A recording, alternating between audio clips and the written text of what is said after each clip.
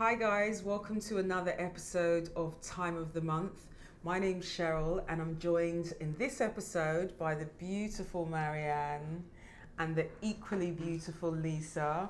Before we get on with the conversation, we want you guys to interact with us and engage with us on social media. So please subscribe to our YouTube channel. Also, you can catch us on Facebook. Make sure you add us, Twitter, Instagram and Snapchat. Our name is at TOTM Chat, and get involved with this conversation right now on Twitter using the hashtag TOTM. Right, now, I know that we all see ourselves as strong black women, but do you think that title, that strong black women title, perhaps can be more of a hindrance rather than a help? What do you think? Yeah, I think now it's definitely a hindrance because I feel like to say I'm a strong black woman means it's okay not to be okay. I think people have a problem with just saying, look, today I'm not fine. Mm-hmm. And I think it's like so a it's mask. not okay. It's not okay To be it's not okay. Right. Sorry. It's okay not to be okay. Mm-hmm. But the strong black woman label, I feel, makes people feel that it's not okay not to be okay. Right, yeah, completely get you. And I understand, back in the day, just due to our historical context, black women did have to do it all. We had no choice. And because of that, we are here today standing. But now, I just don't think we have to do that. Yeah, I happen to agree with you. I feel like as a black woman and as an assertive black woman, as maybe a tall black woman, I actually really do think that comes into it. That people are less inclined to believe that you need help, that some days, like you said, you're just not okay. And I think because I tend to laugh through a lot, I can bring comedy to a lot of situations. People don't necessarily look at me and maybe feel like, oh, Cheryl's going through something, she needs some kind of help. And I think it does have to do with that strong black woman label that just gets kind of bandied around. I can see both sides of it. In the Asian community, sometimes the women are seen as maybe more submissive. Yeah. So I think that I would prefer to be seen as strong. Right. As opposed to submissive. As opposed to be seen as submissive, but it can be a hindrance sometimes. But do we even need the label? Why do we need the That's label? the thing. Why do we specifically need the strong black woman label? I don't think we need the label. But I think that it's something that's been put on us. Yeah. It's something that's something that people expect of us, and that's how it can be a hindrance because they expect us to cope with everything. Yeah. I know that for a fact it's got me a job. Yeah. I know for the fact that they can see it was a hard job to do, and they perceived me to be strong. Yeah. So they said, you know what, she's gonna be good at this role, so I got a job from it. So I don't mind.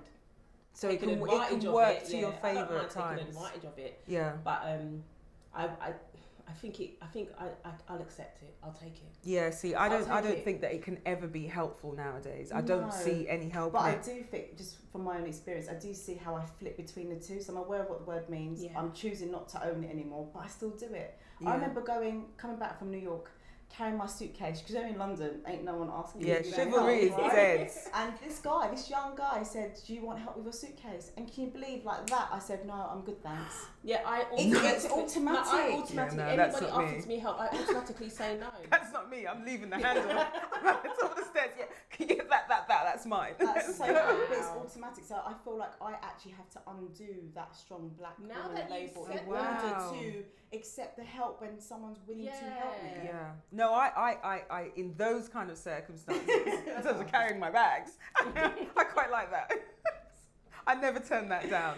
But yeah, I see. I don't necessarily think of it in that sense. I always think of it in the sort of emotional well-being sense. I think a lot of times that people label or have this image of you being a strong black woman emotionally, and so they're less inclined to kind of ask about your emotional welfare because they think you're going to be okay. It's true. She's always going to be okay. It's true. Now you're mentioning that, I think of in front of I've got two boys, and I'd never let them see me cry.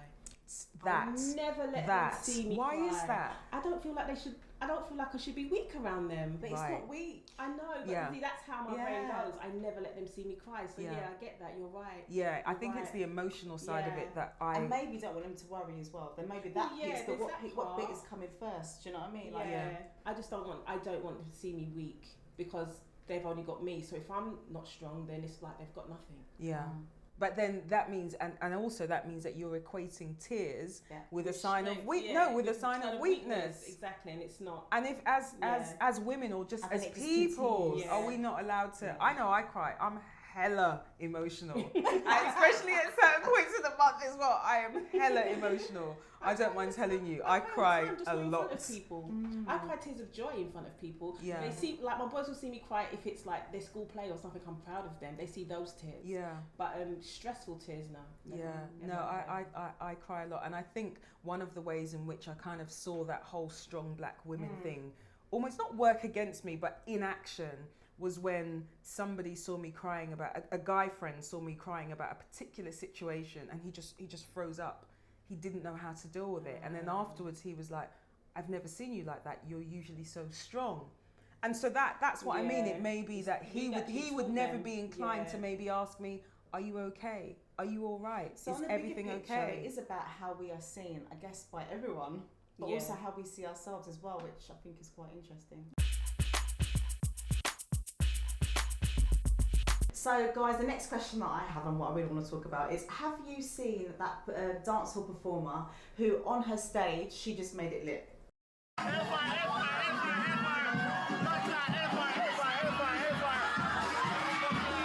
So she literally set her hot pants on fire. It was lit. Literally lit. So my question is, do you think the whole dancehall dance scene is just being taken, it's going too far? That to me was a step too far. That could have resulted in, and I think it did result in actual real injury. Yes. That's a step too far in the name of entertainment. It wasn't on purpose. She was only supposed to do a little bit of a fire that she quickly patted out, but she put too much stuff on. That's what I was about to say. Did you see how much flammable liquid she used? To be that big. It was a prop that went too far, and it happens. But it's just in that type of thing in dancehall. It's performance. It's just theatrics. But why use it at all though? It's just I just thought that was part of her performance. Of course it was dangerous.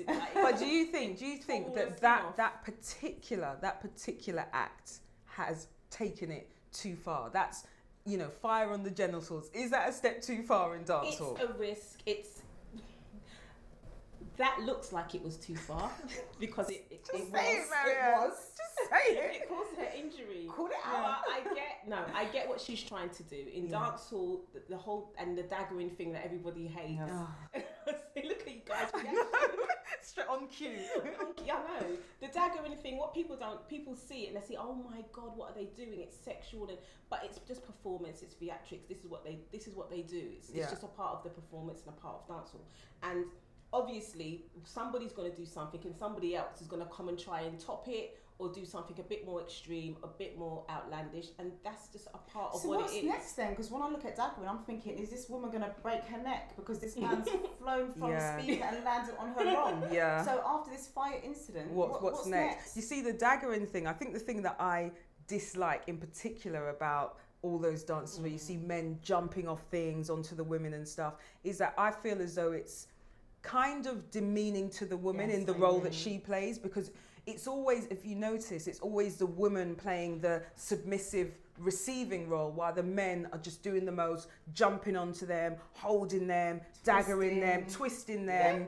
And I think that's slightly different to, I actually think I take your point more in terms of the theatrics of the fire routine, because that was showmanship for her basically. But I think in those kind of daggering routines, I almost see it as showmanship for the men using the women's bodies as props. And that's, I think, where I have a problem with it. Well, there have been some. If you look at some, I know you don't watch them all the time.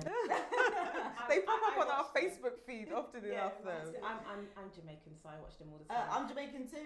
I don't watch them all the time. But there have been some with the women are taking, more of a okay. They're jumping on top of the guys and so that's they're on top, and so it's sexual. It's sexual. It's dancing, sexual positions. That's basically what it is, and how. And we all know about sexual prowess. It's all over the music, especially in dancehall. Who's got the biggest this, who's got the biggest that, and who can twist it and flip it and bang it. So it's just a extension of the lyrics, and that's what they're performing in the dance. And that's why the dances are so outlandish.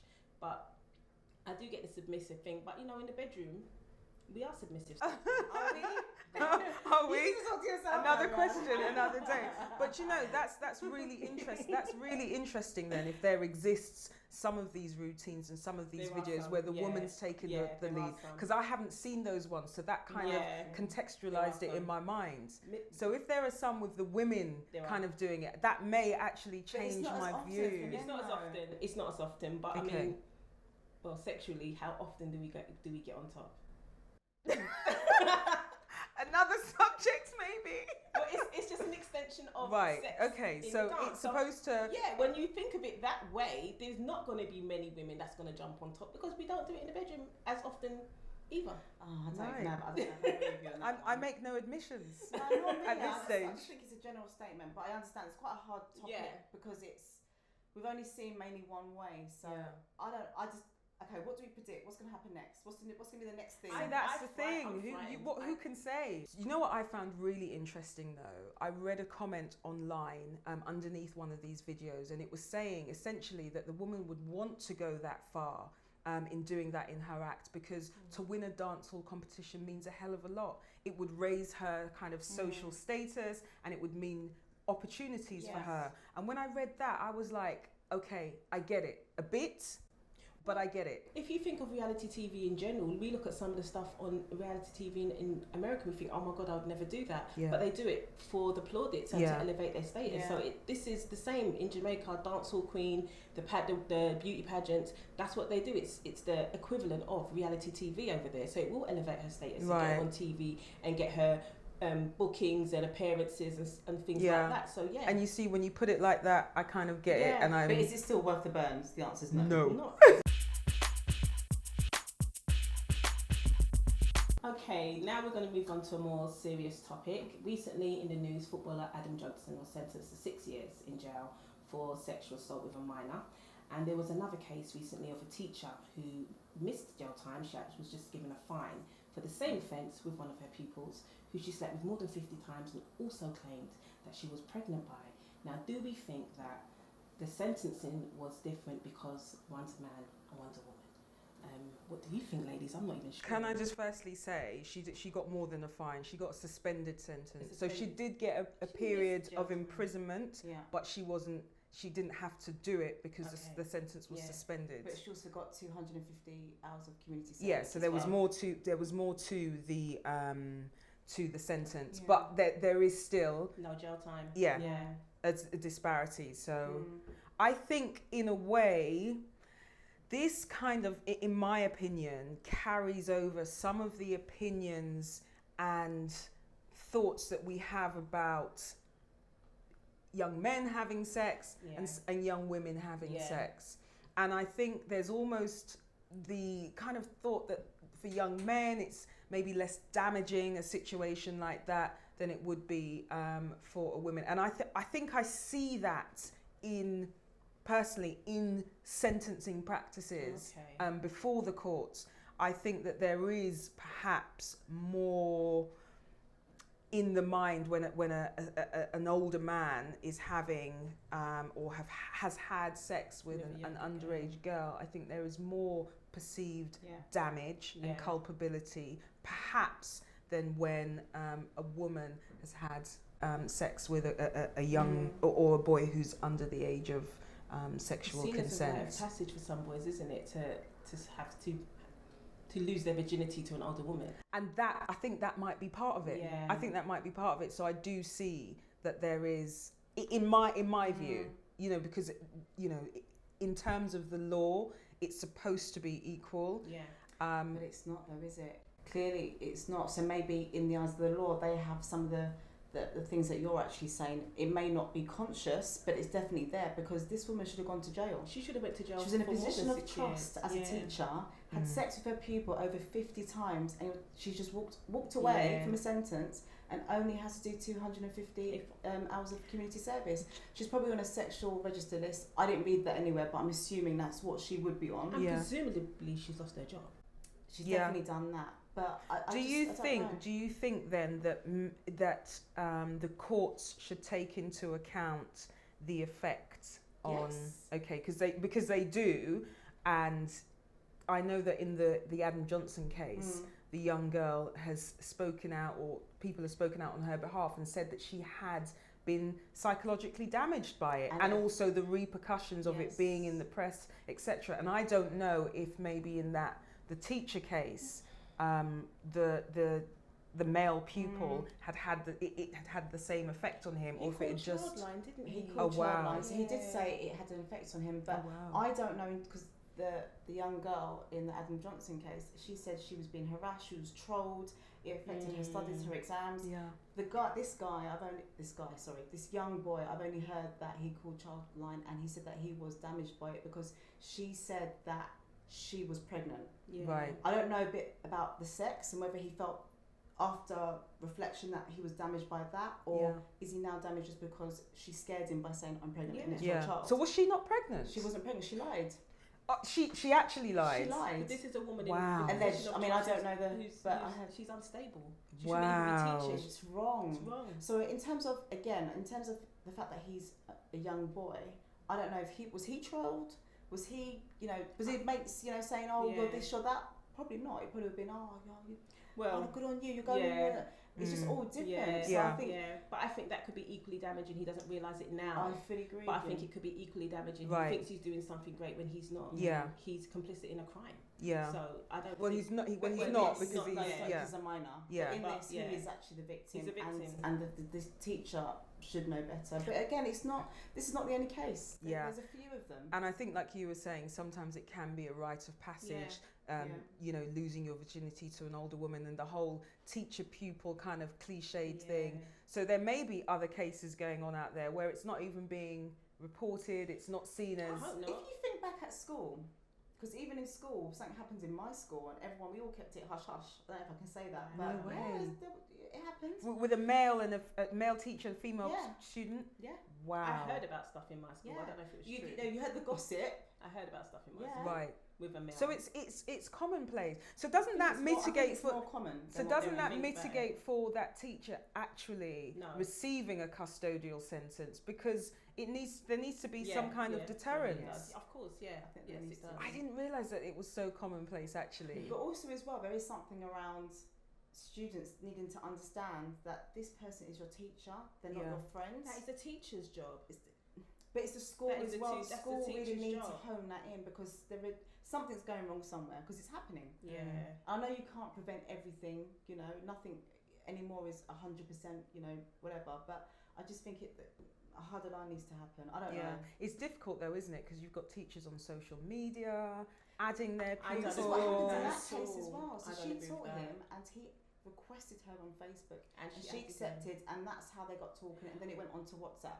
So again, as a teacher, why are you accepting friend That's requests? clear grooming. And it is. And as a Oh, teacher, wow. you need to block your settings. Yeah. No one should be able to find you. Right, Standard. right. Yeah. No. Well, we're ending on the note of social media, and we want you guys, as we said, to engage with us on social media. So once again, subscribe to our YouTube channel, add us on Facebook, Twitter, Instagram and Snapchat at TOTM Chat. But most importantly, join us back here for another episode of Time of the Month.